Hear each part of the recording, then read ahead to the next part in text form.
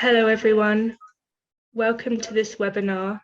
I'm Laura from the Global Women's Strike. I'm the co-host with Jay from No Sweat, who will say something shortly. I'm just going to introduce. So the Global Women's Strike is an international multiracial network campaigning for recognition and payment for the work of caring for people and planet. We sum up our perspective with the phrase invest in caring, not killing, and we have groups in a number of countries, including in Southeast Asia. So today is the eve of the first anniversary of the military coup in Myanmar, and we have been working with No Sweat to support the resilient and courageous movement against the military coup in Burma, where women, starting with garment workers, have been very prominent and remain central to the movement. This webinar is called Myanmar Military Never in Fashion. So we just wanted to say something about our campaign. Garment workers, as some of you will know, are 90% women. 76% are young women who have migrated from rural areas to Yangon, and women send up to half their income home to support their families. We've been horrified and very upset at the repression, murder, bombing, rape and torture that's been going on since the coup, and felt terrible that here was another coup allowed to happen with the governments of the world doing little or nothing. The call by Myanmar unions for corporations to withdraw from Myanmar, for brands to withdraw from Myanmar, was an invitation to women's organisations, trade unions and any organisation concerned with human rights to do all we can to support this movement. So we did a statement in support of two of the largest trade unions in Myanmar, the All Burma Federation of Trade Unions, who you'll hear from today, and the Federation of General Workers, Myanmar, in September 2021 put out themselves a joint statement condemning the actions of the employers and calling on Western clothes brands to stop sourcing their products from Myanmar suppliers. Together with the Myanmar Labour Alliance, a coalition of 185 organisations are calling for comprehensive economic sanctions to remove the military regime. Our response, so we've done a statement in support of that movement, and the response to our support statement has been fantastic. And currently we have over 150 organisations from over 20 countries. You can find, we've also launched today a website which is just being posted in the chat, Myanmar Military Never in Fashion, where you'll find the signatories to date. But just to mention a few: the All Burma Federation of Trade Unions, the All Pakistan Federation of United Trade Unions, American Federation of Labour Congress of Industrial Organisations, Cambodia Workers' Labour Federation Union, Confederation of Trade Union Myanmar, Indian National Garment and Leather Workers Federation, Industrial Workers Federation of Myanmar, the International Trade Union Confederation, who you'll hear from today, the National Garment Workers Federation Bangladesh, the Centre for Trade Union Rights and Human Rights, Philippines, the Trade Union Congress UK, and the Women's League of Burma. And there are signatories from Bangladesh, Cambodia, Canada, France, Germany, Greece, India, Indonesia, Ireland, Italy, Korea, Malaysia, Myanmar, Nepal, Pakistan, Peru, Spain, Sri Lanka, Thailand, UK, and US. The statement that we've put out demands three things, which I just wanted to point out. Firstly, the withdrawal from Myanmar to put pressure on the military, for brands to withdraw from Myanmar to put pressure on the military dictatorship to step down. Secondly, when withdrawing, consult with Myanmar garment unions for an exit plan to ensure transparency and due compensation to the workers and contribute humanitarian aid to the workers and people of Myanmar. 3, publicly join the international condemnation of the military coup in Myanmar and call for democracy to be restored. Actively support the civil disobedience movement, trade unions, and the National Unity Government of the Republic of the Union of Myanmar in their efforts to stop this brutal military dictatorship. So we're launching this statement here today at this webinar, and we will say more about our call to action at the end. Just to say, a few oil companies have announced that they're leaving already, and that's a massive victory and an encouragement. And if they can, they all must leave now, and we have to keep up the pressure to make sure that they actually leave and don't just say they're going to leave. But Myanmar unions have said comprehensive sanctions are also needed, and some brands have left, but there are many, many that are still there. And Jay will say a bit more about the ones that are still there. The military is also widely reported to be exploiting natural resources to further finance their crimes. And the ethnic groups of Myanmar who protect and care for the land report an escalation of military attacks and environmental destruction since the coup. And the destruction of the people and destruction of the planet and of the natural resources go hand in hand. We wanted to say that there are several ethnic groups in Myanmar who've been up against the Burmese military for decades. And people are familiar with the recent genocide against the Rohingya, but may not know that other ethnic groups also face repression and are being targeted again now. We had hoped that the Karen Women's Organisation, who we work with, including our network in Southeast Asia, we support and fundraise for them, for their life-saving work, keeping people alive who've been fleeing bombing. We were hoping that they would speak today, but they're unable to join us because they're marking the 73rd anniversary of the Karen Revolution, a struggle for survival and independence against the Burma military that continues until today. So we will miss them, but we just wanted to point that out. So thank you very much, and I'll pass over to Jay. Okay, so my name's Jay. I'm from No Sweat. I'm going to briefly introduce No Sweat is an anti-sweatshop campaign group based in London that's been operating for around 20 years in solidarity with garment workers around the world. We're very pleased to be working with the Global Women's Strike in developing this statement, as well as the IWFM and the ABFTU, who have helped produce this. We're conscious that these trade unions in Myanmar are fighting for their very survival at the moment, so to work with them in this struggle against the Burmese military is an honour. We're also, as Laura said, we're overwhelmed with the support from organisations around the world, over 150, maybe up to 160 plus organisations now from dozens of countries have supported the statement. And this Myanmar military Never in Fashion campaign is intended to be a start of an international solidarity campaign. So we've got this statement as the beginning, and we've got a website to host it, and we hope to add more to that website as time goes on and develop the campaign in the future.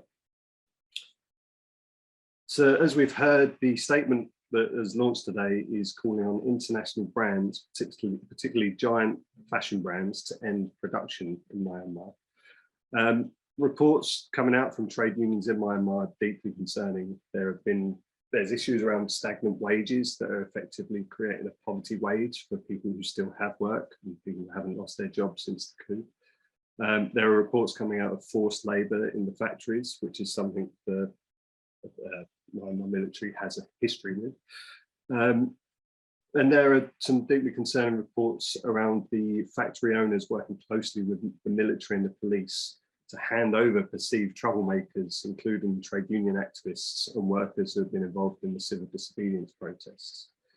So from our perspective, under these conditions, we feel it's impossible for brands to do the due diligence needed to protect the workers. They can't do what they can do in other countries under the circumstances they are in Myanmar. So this is why this agreement is calling on, this statement is calling on brands to withdraw. Some of the brands that we're targeting with this call to action in particular include some household names like Primark, Next, H&M and Mango, some of which have already made statements that over the past year that they're going to be reviewing the situation and will look to pull out in the future if needed. This statement released at this time on the eve of the anniversary is really saying, well, we've been waiting for you to take action for a year, we're now demanding it.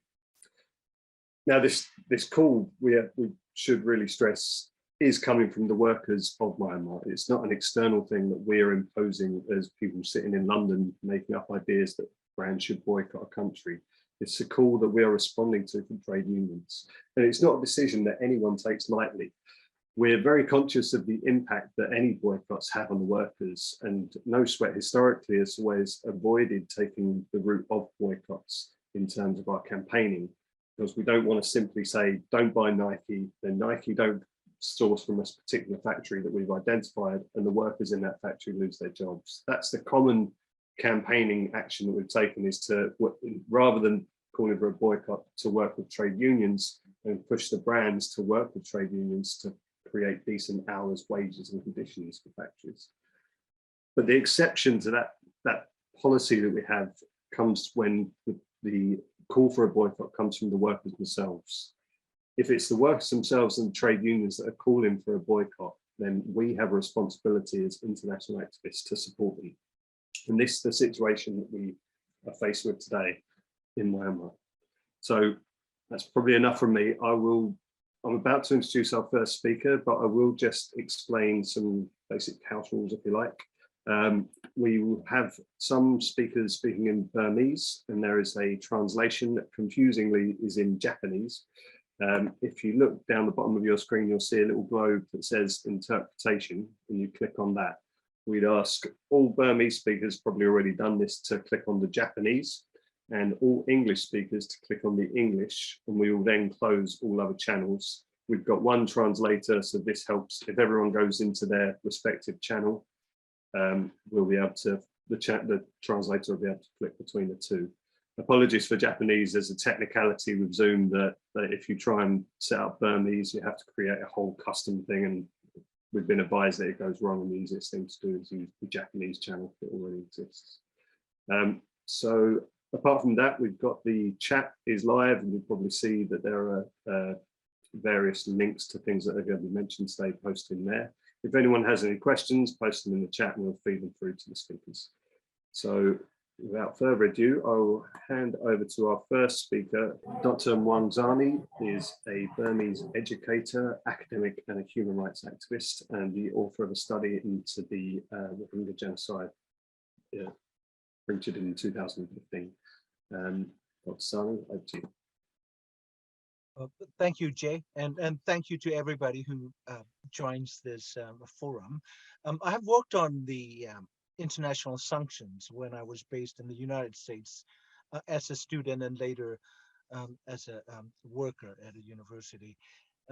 For about 15 years, I was a grassroots foot soldier for Aung San Suu Kyi's campaign to get international corporations to divest from Burma. And so we drew inspiration from the successful anti-apartheid movement that incorporated trade union sanctions and other types of international solidarity. So what I want to share today is essentially just a couple of points with the focus on the UK sanction regimes towards Burma. One is the question, that comes from, the other side, the business sector, corporates and whatnot, as well as some of the regime apologists who believe that revolutionary movement in Burma cannot succeed, and therefore we must pursue what I call, basically an appeasement towards the regime that the Burmese people have considered with reason as nothing but a foreign occupying force, not dissimilar to Nazi the party and its murderous rule. And so the question of sanction cannot work. That has to be addressed in a proper context. Can sanction work? Yes and no. in situations such as that is emerging in Burma, which is a fully fledged, organic, the people-centered revolution, where young people like workers and hairdressers and university students, academics, the civil servant, everyone joining hands, both through armed resistance for self-defense and a non-violent civil disobedient movement, which is designed to empty out the entire military control state so that the military can no longer claim to be a state actor and seating itself in international fora, including the International Labor Organization or WHO or the UN General Assembly, right? So when you have that kind of very vibrant and still growing, essentially a textbook revolutionary movement on the ground, the way the ANC, the African National Congress, was at some point able to get the black South African majority to engage against the apartheid regime. The sanction does have enormous contribution to make. Not only in financial terms, and some people say, the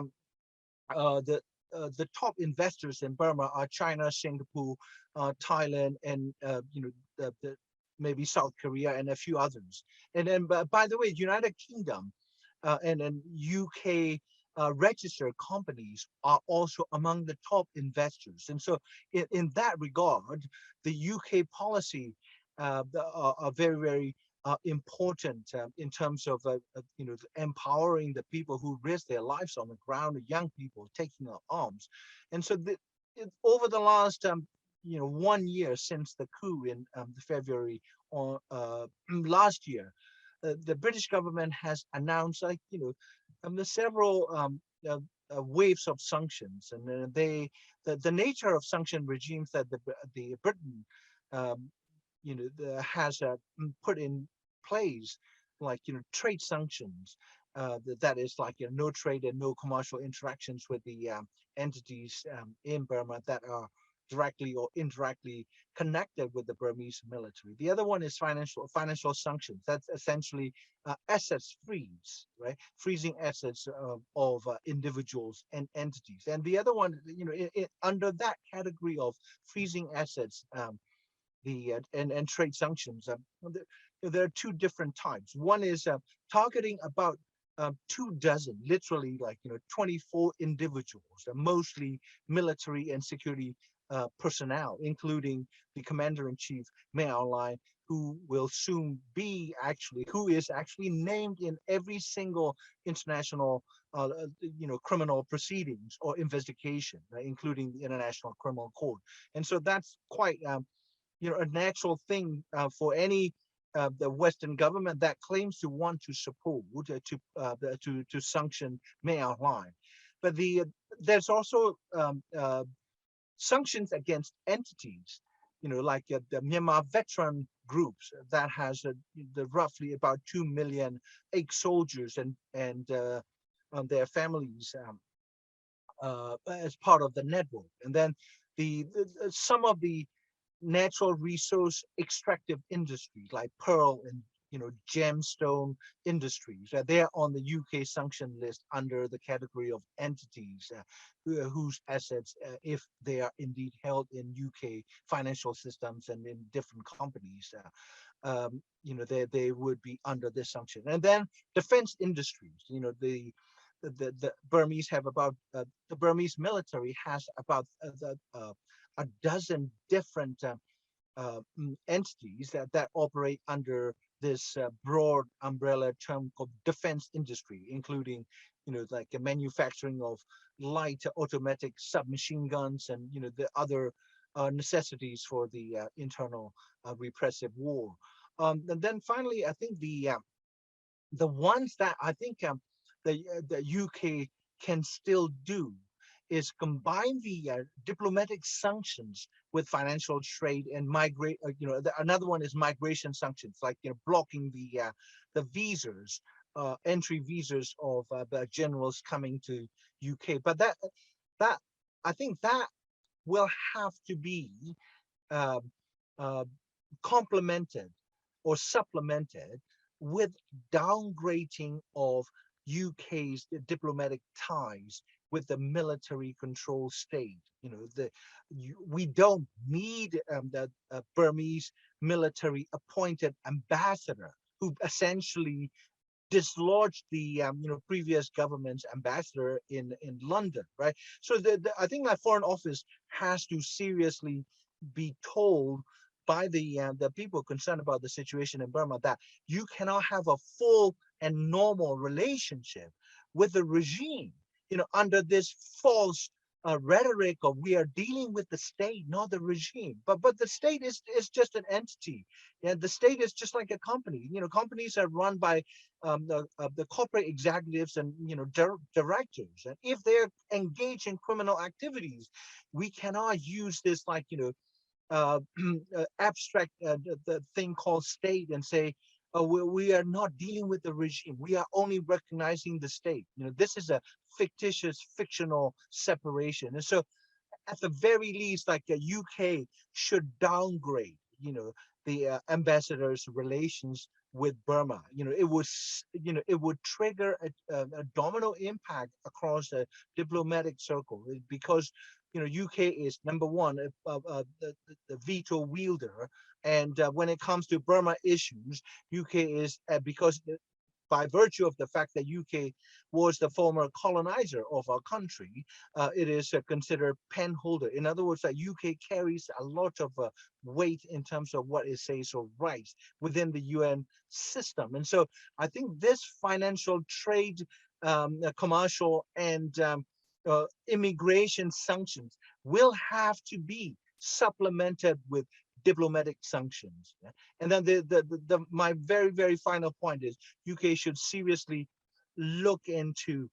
closing any loopholes that may be built into these sanctions. Yeah, and the laws tend to have loopholes, so certain corporate interests can manipulate the existing laws and continue to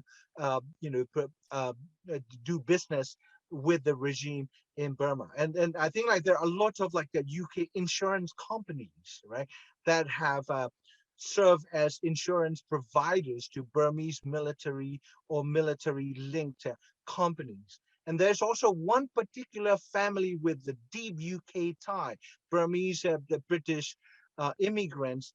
I think they're from Belfast area. Belfast is still under the British government's jurisdiction.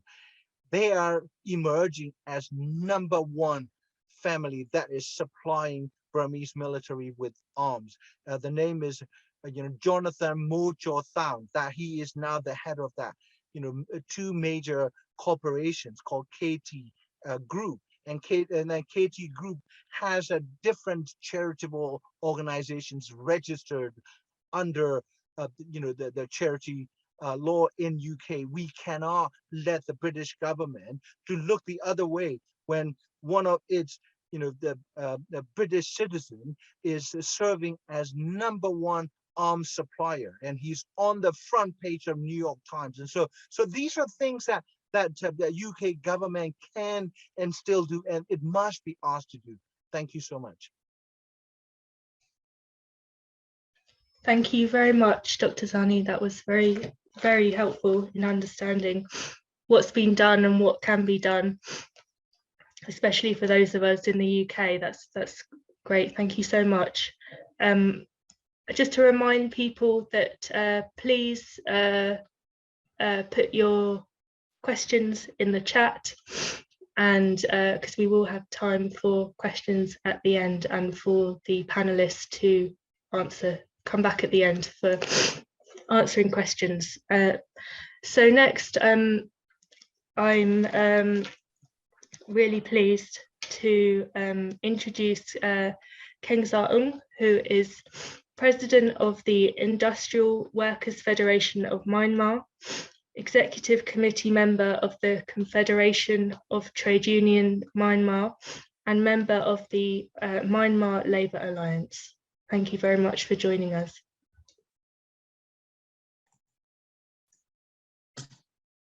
Hello. First of all, thank you for inviting me to speak at this webinar. I'm the, like Laura explained, introduced me. I'm the president of Industrial Worker Federation of Myanmar. Our member mostly from the garment sector. So we have about 85% of the trade union members are women.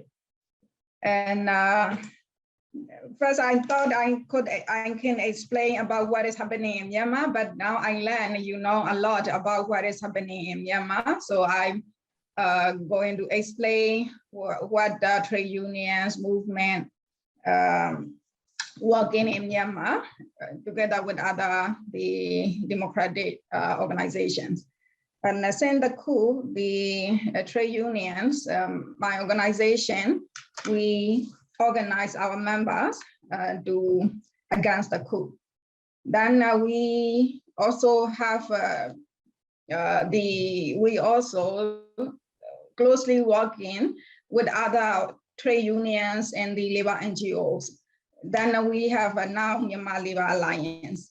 So we since very early of the coup, Myanmar Labor Alliance actively working together. So and we also working with the Genocide Coordination Body. We have a Labor Alliance representative at the GRCB. So we do have the strike activities on the ground and now. And then not only we are working on the strike activity, we also working to get the recognition of the national unity government at the international level. And we also working to cut the financial flow to the military region. So for that, what are we doing? The inside people, we are doing a campaign, point-out campaign, to the military products and services in their cronies.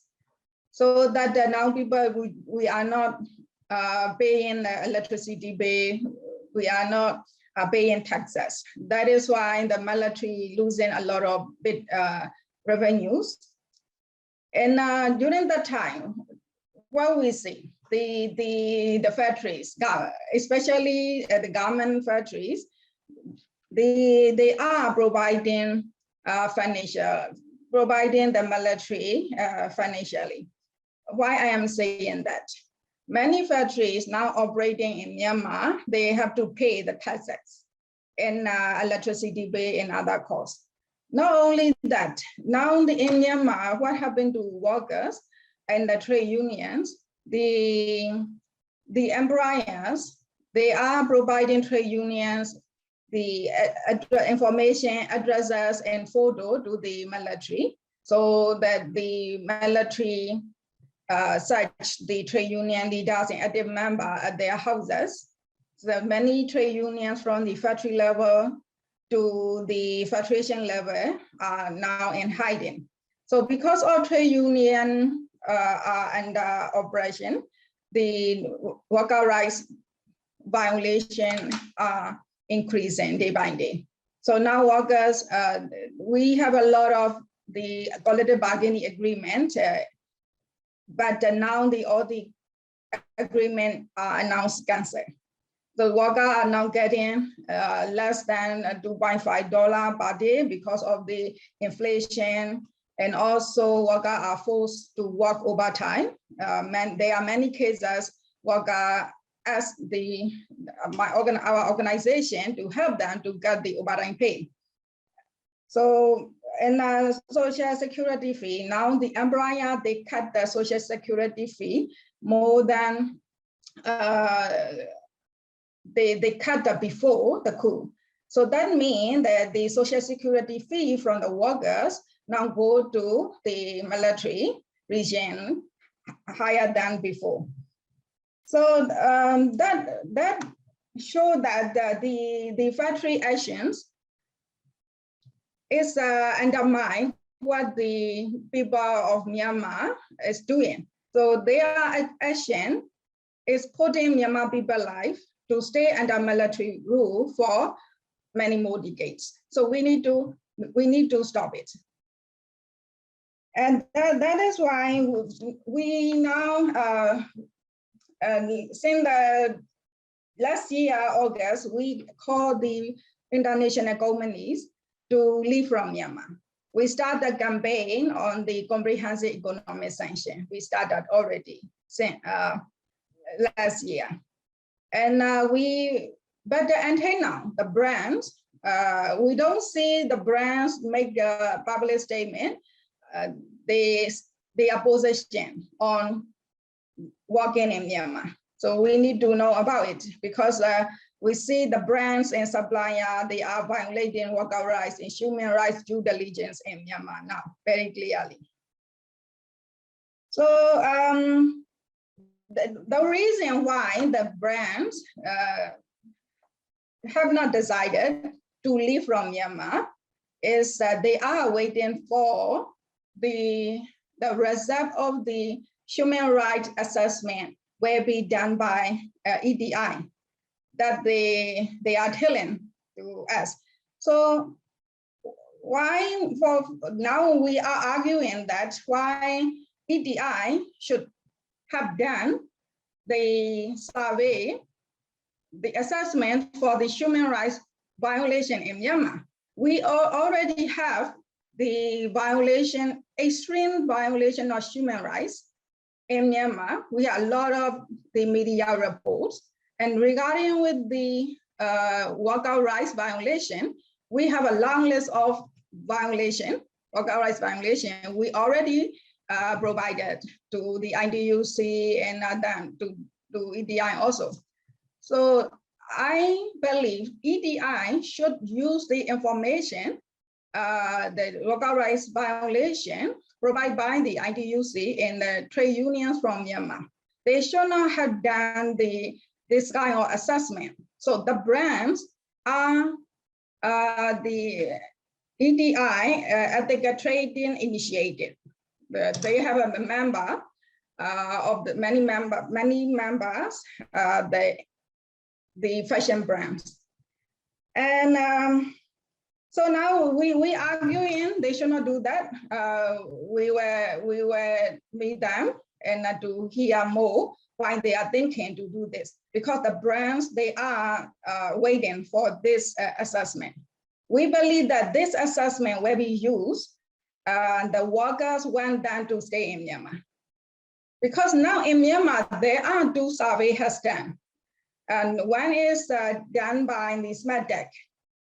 And now the Myanmar Garment Manufacturer Association, they are using the SMATEC survey, saying that 85% of the respondents said that their worker rights are respected. How it can be done? And also the MGMA, the Employer Association, they have done a survey with 500 employees. They said 85% of the worker worry to lose job, and then 90% are worried for the factory shutdown, and 85% worry the Western brand do not give order. So all these things are the same meaning, but they are repeatedly saying worker want the brand to stay in Myanmar. Yes, we want them to stay in Myanmar if they respect the worker rights, if they respect human rights. But the current situation, there is no way the brands can do human rights due diligence. They are business. Their business is definitely contributing the military dictatorship. That's why we need the brand to stop doing business in Myanmar. So I'm very happy. And thank you to Noswat and the organization now start working to ask the brand to leave from Myanmar. So thank you very much. We hope this support can be continued until we end the military dictatorship. Thank you very much, Keng Zarung. Thank you. Yes, absolutely. There's no business as usual under this military dictatorship. And just for people to know that the brand's bestseller in Primark in particular are, of course, there's others, but they are brands that are saying that they're waiting for this impact assessment before they can make any decisions. And so obviously we're saying that that's unacceptable, and you know, they don't need to wait for an impact assessment to happen.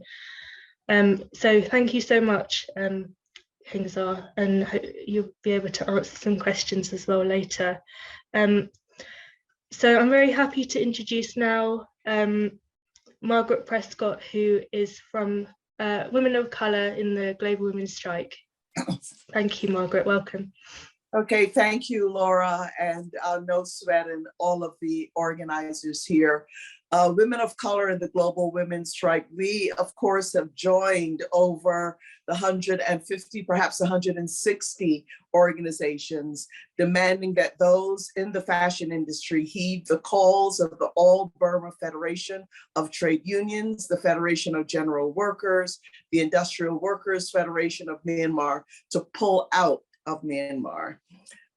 Black women in the United States have long played an historic role in labor union organizing. So we are very sympathetic to what you, as particularly the women union organizers, but all of you are facing now. From the organizing from the washerwomen who in 1866 formed the first labor union in Jackson, Mississippi, which was a deeply racist Southern state, to Black women in Atlanta, Georgia, to Harlem, New York City, to Chicago, and much more.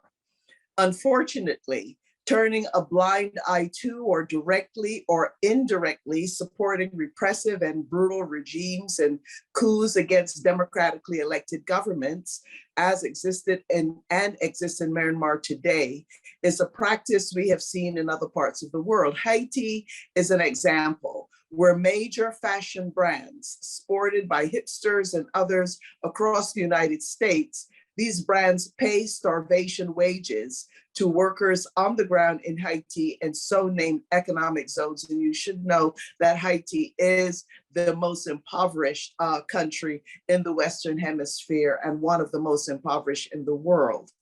And today, as in Myanmar, a grassroots movement for democracy continues to press forward, even as they face, like you do in Myanmar, death squads, physical torture, kidnappings, rape, and more. Similarly, in Honduras in Central America, where a United States-backed coup was fomented against a democratically elected president, Manuel Zelaya there.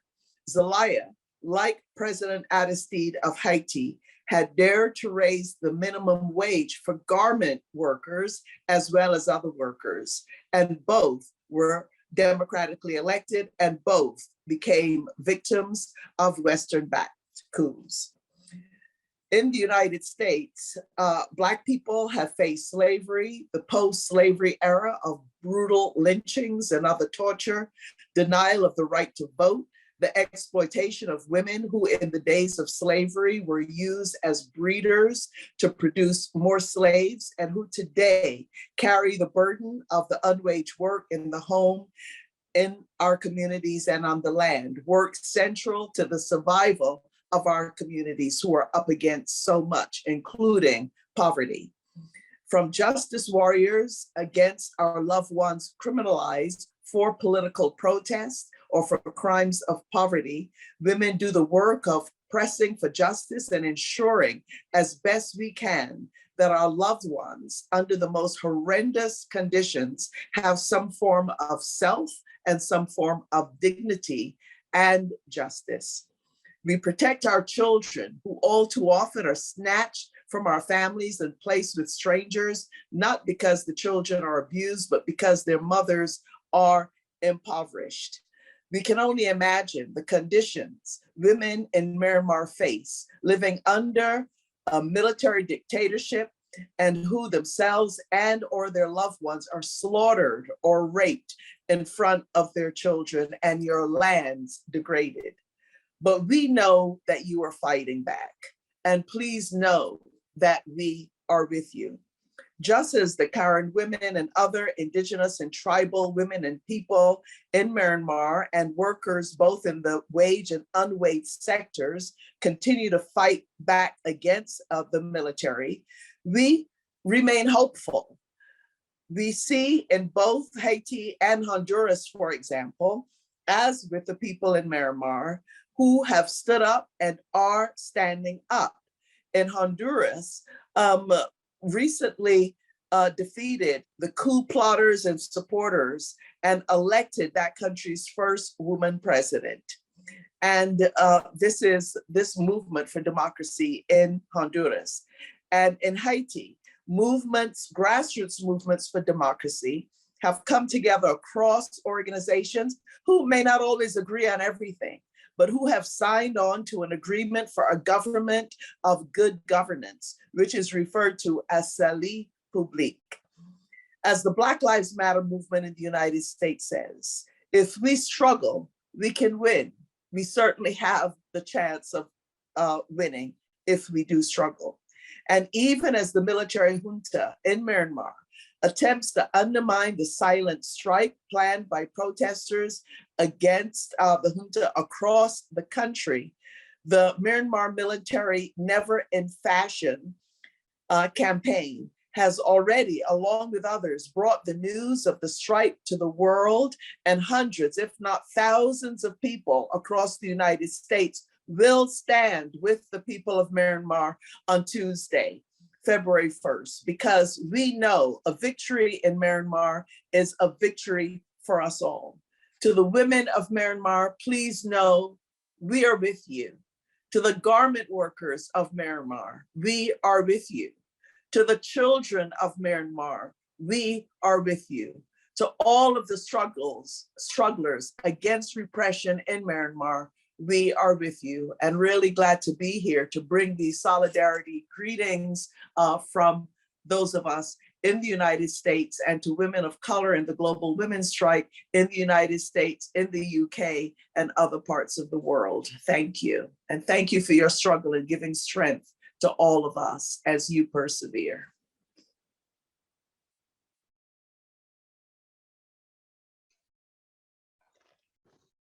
Thank you very much, Margaret. Thank you. Bringing together what we face as an international movement, and bringing together some of our victories, and bringing together the situation internationally. Thank you very much. I just want to say also that it's 5:52 a.m. where Margaret is, and Margaret has been on the call for an hour, so I just wanted to do a call out to Margaret for getting up so early. Thank you so much. I also wanted to add, we mentioned the Rohingya at the beginning, but I just wanted to add to what Margaret said, is that just for people to know, people will know about the genocide against the Rohingya people, and we protested outside Unilever headquarters, protesting that they were investing in Myanmar exactly the time that the Rohingya genocide was going on, and they also, Dove, who are part of Unilever, also had a campaign to like a sort of women's empowerment campaign, while, you know, Rohingya women, children were being raped, murdered, and having to flee with nothing, and having to escape this genocide, basically. And so we protested that, and I know that there's a movement in support of that situation. So I just wanted to add that as well to the situation of the international movement. So thank you very much. So finally, I would like to introduce Jeroen Bernard, who is the Director of Human and Trade Union Rights at the ITCU who have supported our statement. Thank you very much. Thank you, Laura, and thank you all for joining the session. So I'm indeed here to express solidarity on behalf of the International Trade Union Confederation. That's a global umbrella for national trade union centers, present in around 163 countries through national affiliates, such as the Confederation of Trade Unions of Myanmar, coordinating global advocacy and engagement with international institutions, supporting workers through those national centers where we have the connection. And we also work closely with the sectoral industrial international structures to coordinate workers' campaigns. So I think that a lot has been said about the situation in Myanmar. It's devastating to see the progress being crushed in terms of democracy. Many of the people on the call, I'm sure, have been campaigning these issues before, and it's devastating to see that they've been that those the results of those campaigns have been crushed in the recent year. The ITUC will also be commemorating the first anniversary of the coup, and some numbers have been mentioned, but we also made a bit of an impact assessment, and you'll see the figures come up from the ITUC tomorrow as well. Over 11,000 people arrested and charged criminally, almost 1,500 people killed and some tortured to death, strikes on 20 villages, 1.6 million jobs lost. If you've seen a report from the International Labour Organization that was published yesterday, 750,000 people internally displaced, 14 million individuals in need of humanitarian assistance. So these numbers are absolutely terrible. And the ITUC, the International Trade Union Movement, has been supporting the Confederation of Trade Unions of Myanmar, people like Keng Zarung, who you heard before, to push back together with all of you. So I think what I can add to the conversation is to put some more light on the results that those locally driven campaigns have had. I think it's important to acknowledge that the coup hasn't succeeded fully, that there was indeed an impact from the struggle led by the workers in Myanmar against the coup. And we, with the Global Trade Union Movement, have been discussing our own strategies and how we could support.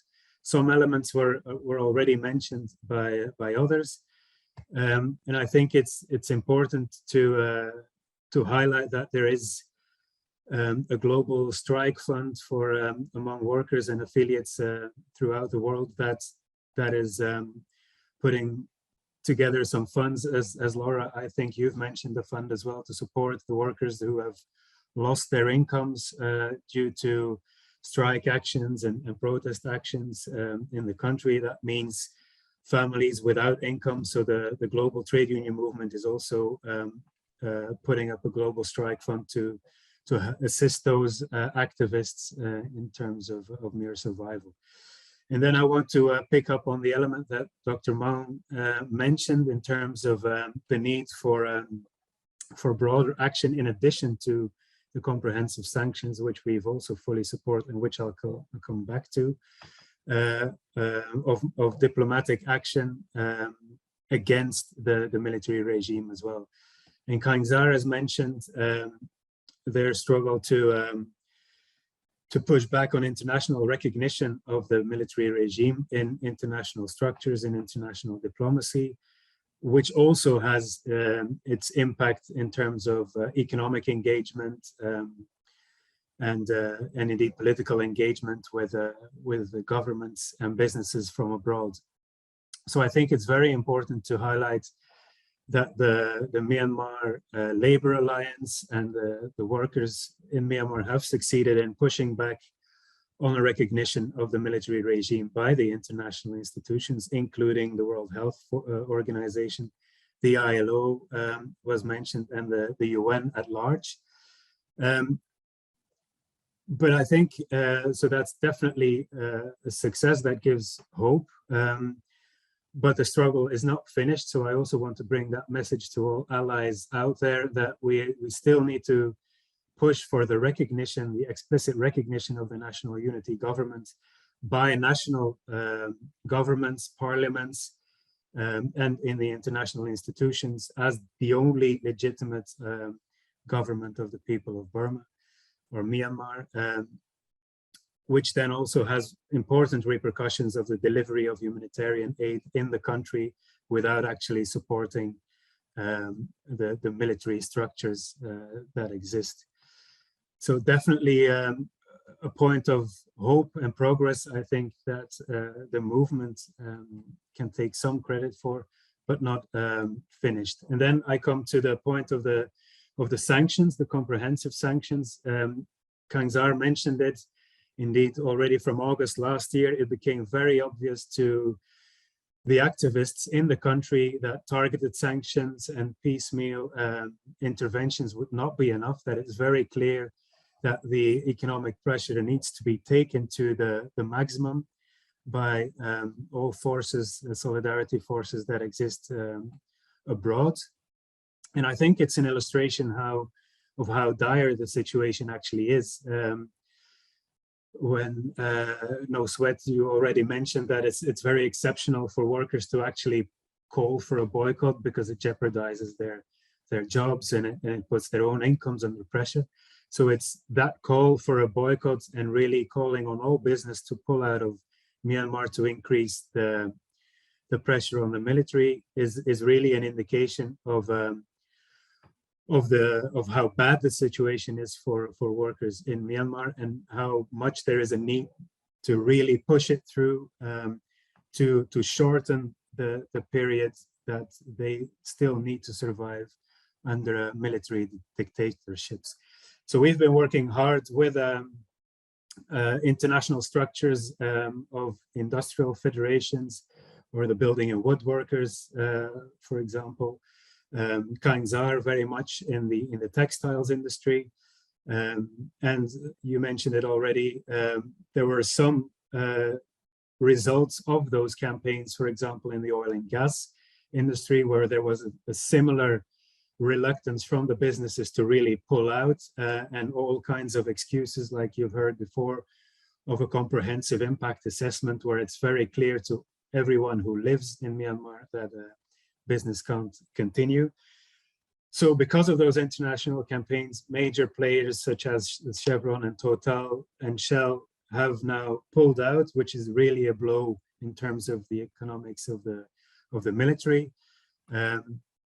But it's clear that we still have the military in power, and it's clear to all of us, I think, that we really need to push through. So we're very grateful for your campaign. We're very happy to sign on to the statement, and we offer our structural help to everything we can do to increase the pressure on those companies in the textiles to now really take action and to urgently pull out of Myanmar. Thank you, Laura. Thank you so much. Thank you. Thanks for joining. And so the links to what you were saying have been posted in the chat as well. So thank you very much. And so thank you, everyone. That's all our speakers. We are running over a bit. We have a couple of questions. If the panelists just want to let me know if they want to answer. So let me read them out. I'm going to take them all, and then we'll round up after these couple of questions. So the first one is, can you explain how the military benefit from the brands? The second is, how is the dictatorship particularly affecting women? And then there was a question about the name of the company that Dr. Zani mentioned, the company that has the charitable, the cover up of a charitable status when they're actually supplying arms to the Myanmar military, which reminds those of us who are campaigning also against the Jewish National Fund, who are responsible for the ongoing displacement of Palestinians, theft of property, and funding of colonies. There's a Stop the JNF, they have charitable status as well, and are doing all these atrocities under the guise of charitable status. And there is a Stop the JNF campaign, which some of us are part of.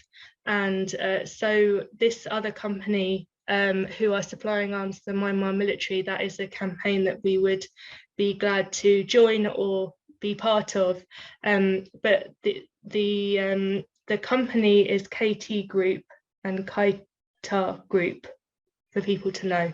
But we would be glad to know more about that as well. So of the panelists, is there anyone you want to signal to me, or just signal to me if you would like to answer either of those questions? I can see Keng Zarung's hand. Go ahead. Yeah, I can answer the first question. The leadership, how the leadership apart on the women. So because of the coup and the workers, many workers from the different industry zone, they won demonstration to against the coup.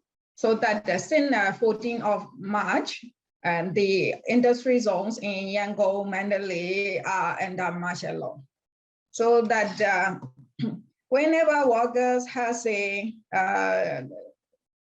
whenever the workers, they raise for their right, the military came to the factory and push pressure on the workers. So in the garment factories, many are women workers. For example, the many factory closed temporarily. Some factory, they did not say they closed temporarily or permanently, but they closed for just like that and did not pay anything. So that in a factory, workers, they ask for the payment, then the military called the factory called the military, the military came to the factory and forced worker to sign the agreement.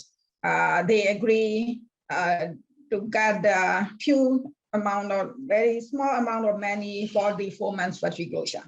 So that many women workers, they don't get paid. And now there are about 140 factories closed temporarily, according to the MGMA, Myanmar Garment Manufacturer Association. And we receive a lot of many cases. Now we started 5 cases already. The payment, worker do not get the payment for the factory closure. So 3 months to 7 months is happened. So that's how the impact on the workers, women workers, and also physical abuse and sexual harassment issues are also happening. So when the workers, women workers in that factory have a sexual harassment, we trying to help them. Even our members are in the hiding. So somewhere we set up a negotiation team and trying to help the workers. In that case, there are 3 family members at the factory working together, but when the daughter have this harassment, we trying to settle the case. The mother and the brother got the pressure. So that 3 family have to quit from the factory. So that is a sexual harassment issue. And also there was a case we got the physical abuse. A manager trying to attack the women worker who got sick and take rest. And he trying to hit the women workers. Then she lost job. And then we want to help that workers because we know the brand. But the workers said she doesn't want to go back because she afraid of that manager. So she lost job. So, and also in the Pateng area region, the factory, they were bomb blast. So the factory, they call the military, they pay the military to guard the factory. So the women workers, every day, before they enter to the factory, the military check the things. So while they are report, women got the first harassment by this the soldier guard the factory. So all these report came out to us. So that is why we under the military dictatorship, the EU brands or US brand, they cannot protect the worker rights. But I know the EU CHAM, Eurocharm, and the Western brands are saying they want to be in Myanmar so that they can protect worker rights. But there is no way for them to protect worker rights, because I settled many cases within a year. They found how it is impossible to protect worker rights. I can share them the document later, my experience about this. Thank you.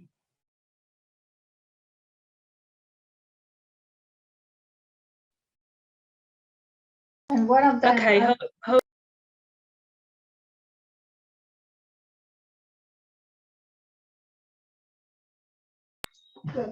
sorry, thank you very much.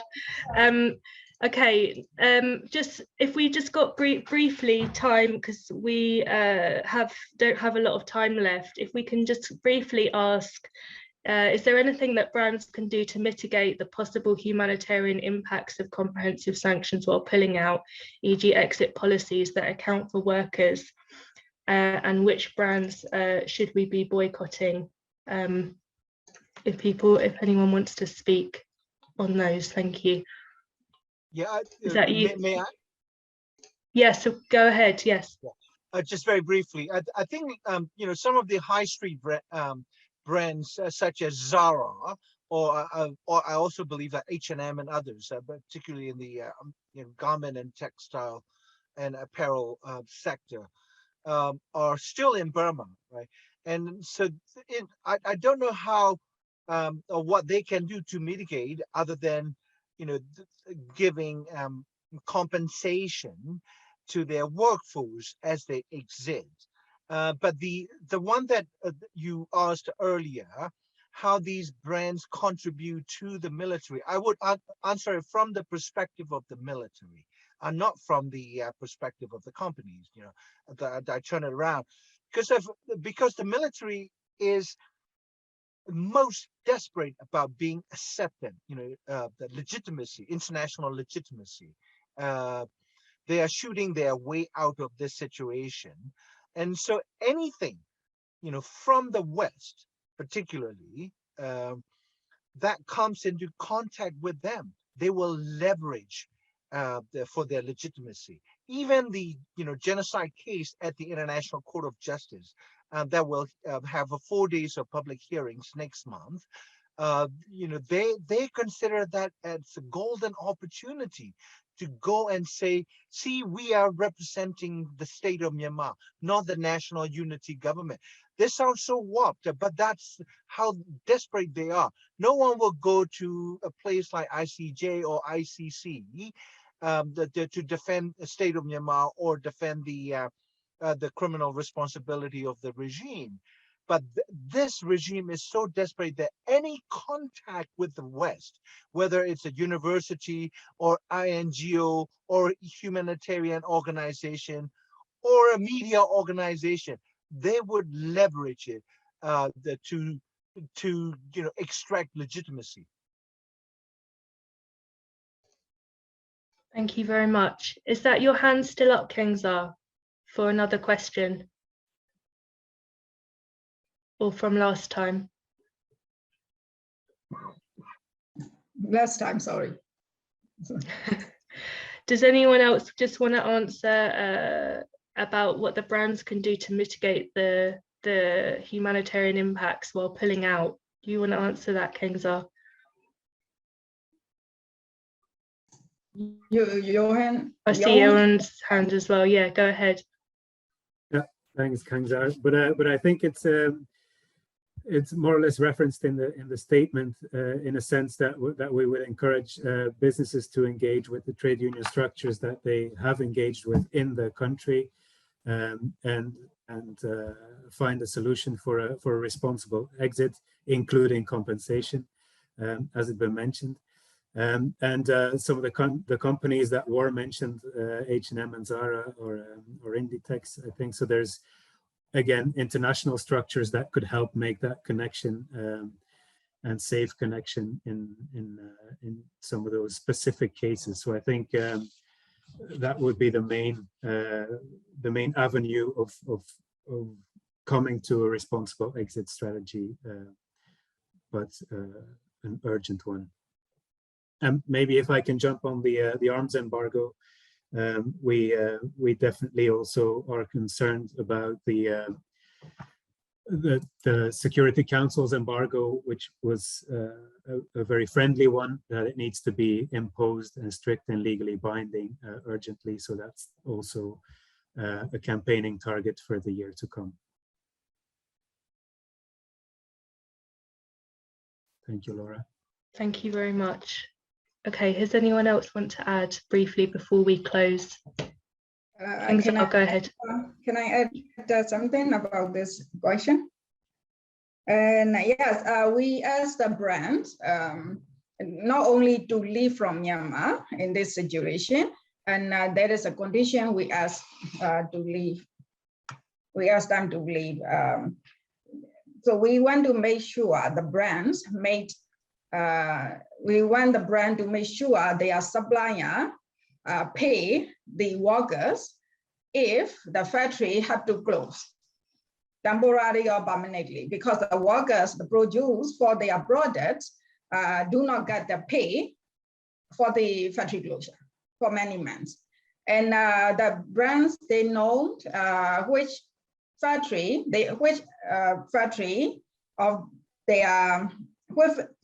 produce for their product are closed, and the worker are paid or not. They know, but they don't do it. So we want to make sure the brands tell their supplier to pay for it. And then secondly, when the trade unions found there is a violation in their factory, and when we contact them, they have to solve the cases together with the trade unions that we asked them. Thank you.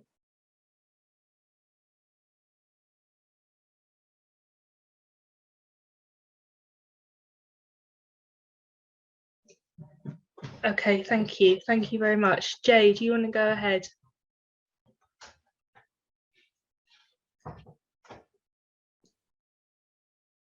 Yeah, it's working. Can you hear me? I haven't spoken in a while, so I'm not sure how the technology is working. Yeah, I just wanted to summarize. We're going to wrap up now because we are running over time. So firstly, thank you to all our panelists for speaking. We've really covered some interesting ground. I've been jotting down some notes in terms of what's been said. There's clearly a united call for a need for comprehensive economic sanctions to really ramp up the pressure on the military, and that the feeling is that target sanctions, whilst a great thing to be introducing, are not going far enough. This is the underlying part of the call that we've on the brands to contribute towards those comprehensive economic sanctions by withdrawing from Myanmar in terms of their own industry. This question has come up a few times around what brands can do. I think the call isn't so much to boycott individual brands, as someone said earlier, but for brands to be looking to actively withdraw. So it's part of that issue. We're not looking to demonize a brand in a way, but we're looking to put pressure on them through trade unions and international solidarity for them to take action. And in taking action, do it responsibly. In discussions for the statement and how we would produce this, there were questions of, throwing around ideas of what we could be calling for. And the reality is these huge brands like H&M and Zara are multi-billion-dollar businesses. They have money, they have economic clout, and they're the ones that should be stumping up the money to help protect the workers. They would be doing it if the industry was operating successfully under a normal regime or a normal situation. Say Bangladesh, for example, would be putting pressure on them to work with trade unions to make sure they're paying for decent wages and decent conditions in the factories they supply from. If they're pulling out of Myanmar, then they need to be putting the money up to help the workers get the compensation they need and make sure those contracts are fulfilled in terms of their financial obligations. Yeah, we've had a few questions, or we've had a few comments around the military and how they benefit. I think this has been an issue that's been in discussion since these calls were first made, of whether the garment industry directly funds the military. And I think that question has been really tackled today by our speakers in a really clear way. You know, the reality is whether the military are earning directly or not, they're definitely earning on an indirect level, as been mentioned, through taxes.